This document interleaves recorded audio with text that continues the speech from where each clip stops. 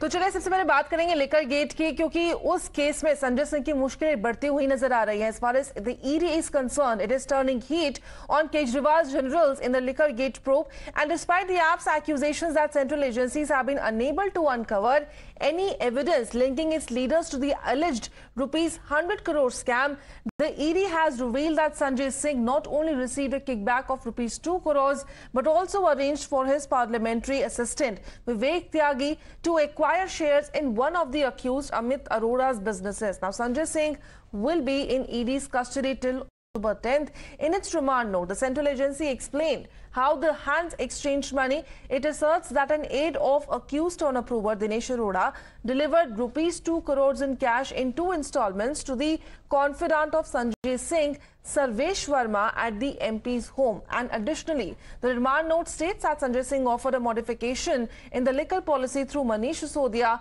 in exchange for a share in Amit Arora's business for his assistant Vivek Tyagi. And Sanjay Singh's camp alleges that the approvers are being threatened to take AAP MP's name. Listen in. जो माने संजय सिंह जी ने भी कहा court के अंदर, यही दिनेश अरोड़ा और यही अमित अरोड़ा ने कई बार स्टेटमेंट्स दिए हैं, और एक बार तो इसके स्टेटमेंट में लिखा है कि क्या भैया संजय सिंह को आपने कोई पैसा दिया, वाला नो नेवर. तो ऐसी क्या बात हुई कि आज वो बदल गया स्टेटमेंट? बात ये हुई कि 1 अगस्त को इस शख्स को बेल मिली, ये बना अप्रूवर, और अप्रूवर बनने के बाद 14 अगस्त को ये स्टेटमेंट देता है. उस पर क्यों कोई ट्रस्ट करेगा? वो नेचुरल सी बात है, किसी का तुम कान फाड़ोगे, किसी का दांत तोड़ोगे, किसी की परिवार को धमकी दोगे, आप इस शर्त पे कि भाई तुमको तभी छोड़ेंगे जब तुम इन व्यक्तियों का नाम लोगे. तो संजय सिंह का छोड़ो, वो तो मोदी का नाम ले ले. Fact is, the court, after considering the argument today, have granted 5 days remand to Mr. Sanjay Singh out of the 10 days they have sought.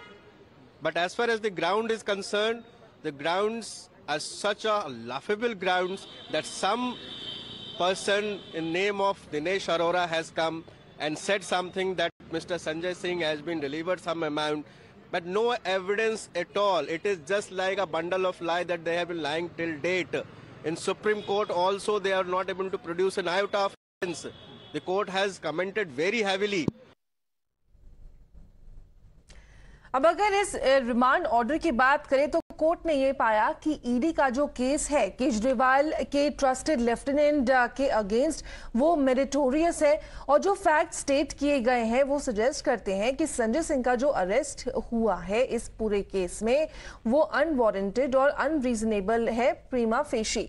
Additionally, it asserts that there is nothing on record to show that approver Dinesh Arora's statements are tainted. Moreover, the material presented establishes Sanjay Singh's direct nexus to the proceeds of crime amounting to rupees 2 crores, and on the other hand, the political showdown is escalating. सारे case झूठे लगा रहे हैं ये लोग. तो कुछ इतने केस लगा लिए, इतनी जांच कर ली, कुछ निकलता तो है नहीं. तो इस जांच के खेल में टाइम ही खराब होता है, सबका टाइम खराब होता है, जांच एजेंसियों का भी टाइम खराब होता है, सरकार का भी. सबको काम करना चाहिए, देश के लिए काम करना चाहिए, तभी तो देश तरक्की करेगा. क्योंकि मामला सब जुडिस है, मेरे को कोई टिप्पणी उस पर नहीं करनी चाहिए, लेकिन जिस तरह के सवाल कर रहा था उससे तो मतलब एक तरह से एक फीलिंग आ रही थी कि गलत ही केस बना रखा है इन लोगों ने हमारे ऊपर. लोग अरविंद केजरीवाल जी के ऊपर हंस रहे हैं और उनके चेहरे का तनाव देख रहे हैं. जिनका शिक्षा मंत्री जेल में हो, जिसकी पार्टी के सांसद से लेकर विधायक जेल में हो, और ये वो लोग हैं जो इंडिया अगेंस्ट करप्शन का नारा देकर आए थे और भ्रष्टाचार में डूबे हुए पाए गए.